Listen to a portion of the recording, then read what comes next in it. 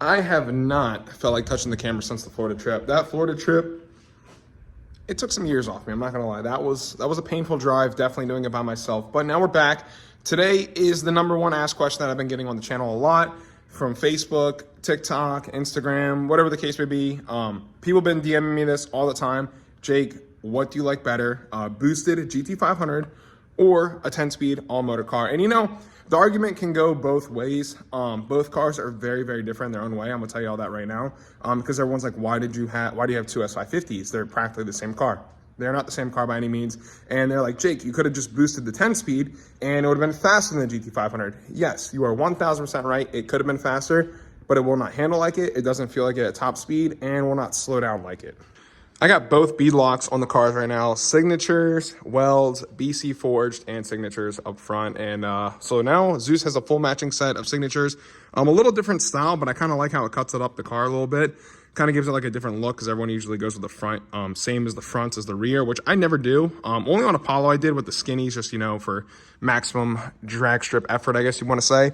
But the BC forges with the welds, perfect combination, absolutely perfect. And if you can't see the BC forge well, take a look over here. This is how they look in person, and these are how the signatures look in person. I got them all cleaned up.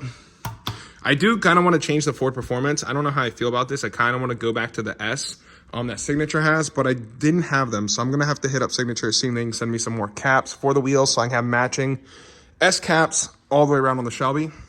Today, we also have a oil change I got to get done on Apollo. Apollo, like I was saying, I don't know if I actually mentioned it yet, but Apollo is getting the converter, two-step, everything's getting done on the car, and we have the axles right over here, but we might have run into a problem with the axles. So these are the axles that are OEM from the Shelby GT500s, and I truly don't know if they're going to work. Someone keeps telling me that the spline is correct, same spline as in the PP1 cars. So I don't know. I physically cannot find the answer to that. I got them from the Ford dealer. My buddy checked the Ford Performance website. He told me they would fit. So fingers crossed they work. And then everyone always wants to know the oil. 5W50 synthetic Ford Motorcraft oil. That's what I've been running. That's what actually the Shelby and the GT take. So I got 21, 22 quarts, something like that for both cars. And yeah, GTR always looking sick as always. Freaking love it. Absolute unit. If you guys are new to the channel, this is Apollo, this is Zeus. Both are 2020s. This is a Cobra Jet car, full bolt-on, E85, the whole nine. And this is just a intake, tune, and full exhaust on the Shelby. And we're going to get talking about the time slips, everything, what these cars went. And I'm actually more impressed with the GT over the 500. Granted, we know the 500 does weigh about 400 to 500 pounds heavier, and you can definitely notice that between driving the two. But something about all motor, I'm just truly a fan. And this car, it just shocks people how fast and how consistent it is for being literally a bolt-on car, and it's great. And it's just about to get faster. We're going to knock down the 60-foot time with the converter and two-step, get this car leaving a lot harder out of the hole. Hopefully, fingers crossed, we can get like a 1050 pass out of it. The mile an hour as it sits was like, I think it was 126 miles an hour, which on the Shelby did 133 miles an hour, which is not even that really far apart. This car went 1050, this car went 11.0. So this car with a converter two-step should be a 1050 car. I don't think the mile an hour is going to change much, maybe 1 or 2, because that when we got that mile an hour was an extremely hot day in the summer. Give you guys a little better of a perspective of what we got going on under here. So you can see stock pulley, nothing has changed over on the Shelby. Stock blower, but this is eventually going to change too. We'll get into that also. JLT, cold air intake, and some of you, if you go back to the racing videos, I had this box out.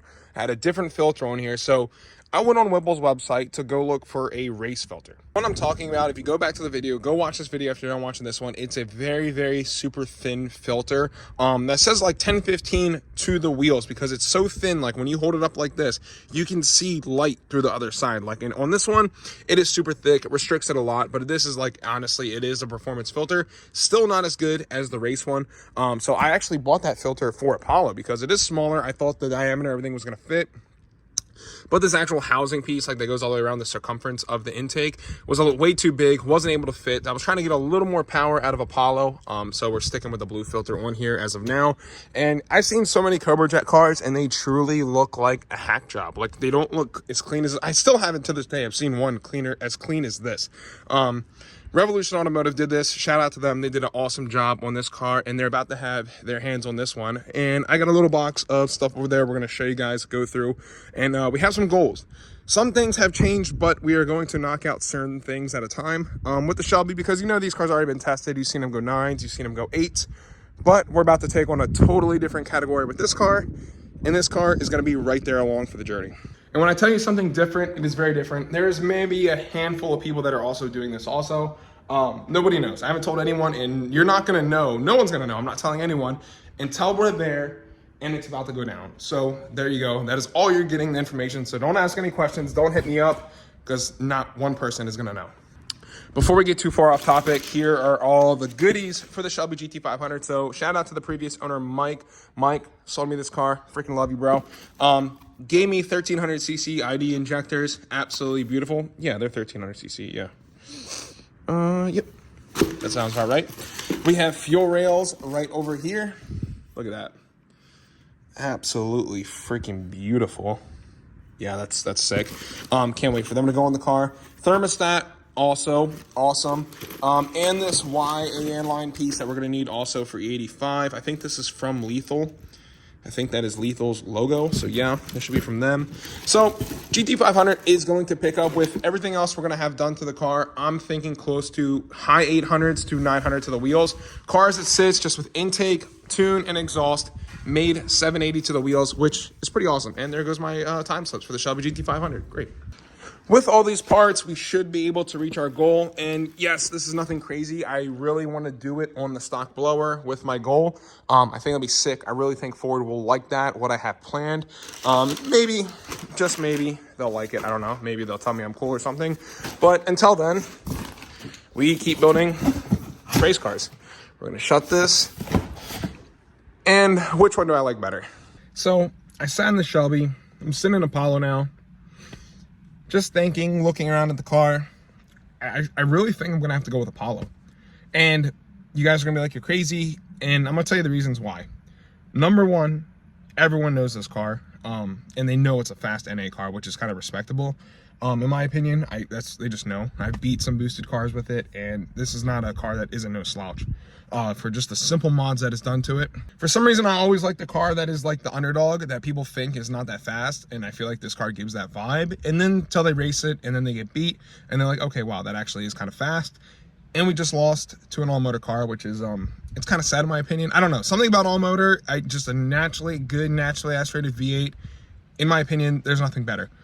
But when you add the DCT and a 2650 Shelby GT500 supercharger, it might, just might, change your mind. So now we're in the Shelby. We are in Zeus, and you know, it definitely has a different feel.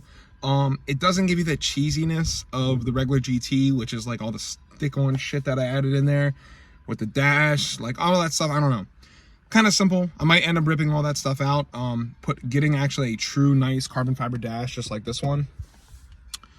But once you get in this car, it's a lot more spacious just because the center console is a lot smaller. I took both these cars on a 3,000 plus mile road trip. There's just a mosquito on my arm, sucked the life out of me. And, you know, the GT500 did leave me stranded. And I didn't mention this, I didn't film it, because it was one of the most stupidest things ever, is there's an update for the Trans, the DCT. You cannot drive these cars long distance and manual mode, which I did find out. I hate the way this car shifts with the tune on it. Can't stand it. Drives like absolute shit.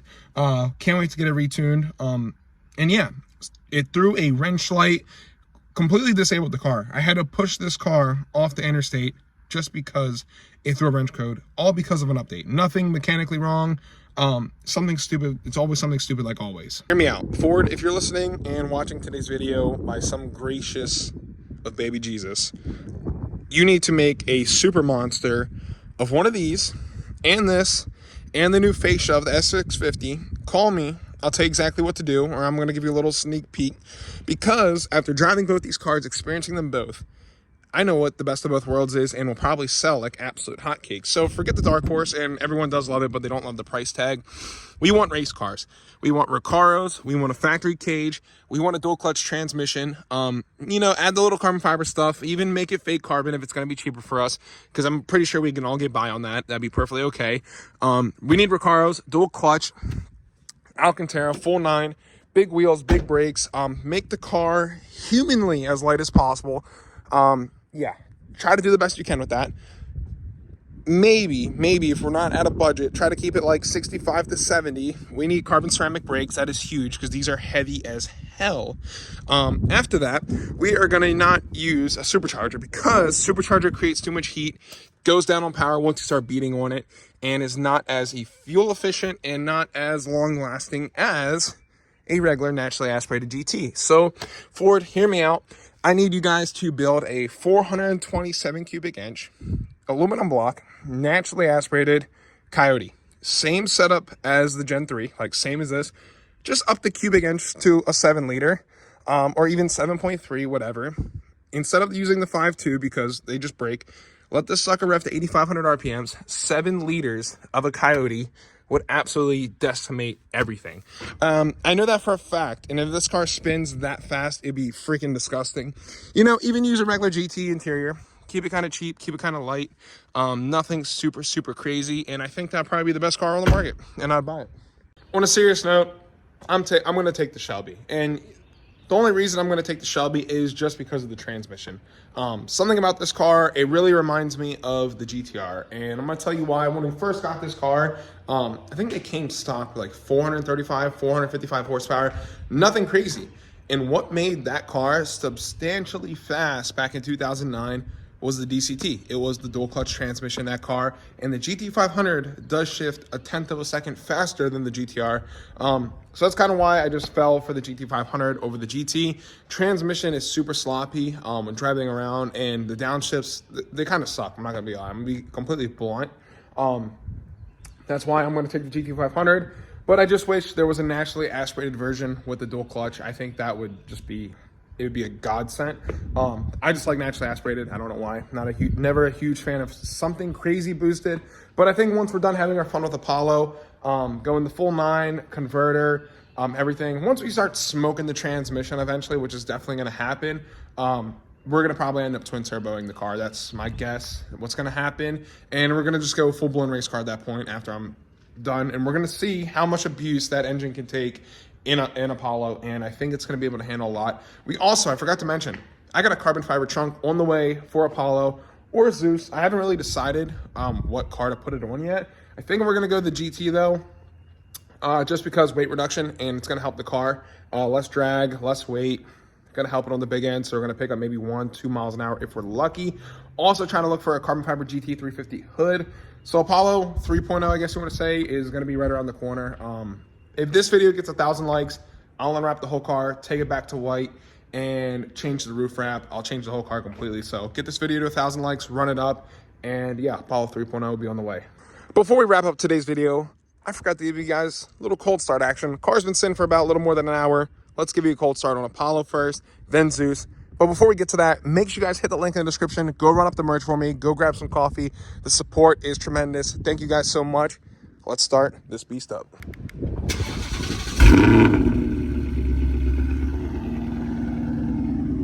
You ain't first, you're last. Course Extreme for the win, baby. Apollo, oh, got a little pop right there. Sounds cammed up, baby. Course Extreme also on the Shelby GT500. Cold start. Son of a...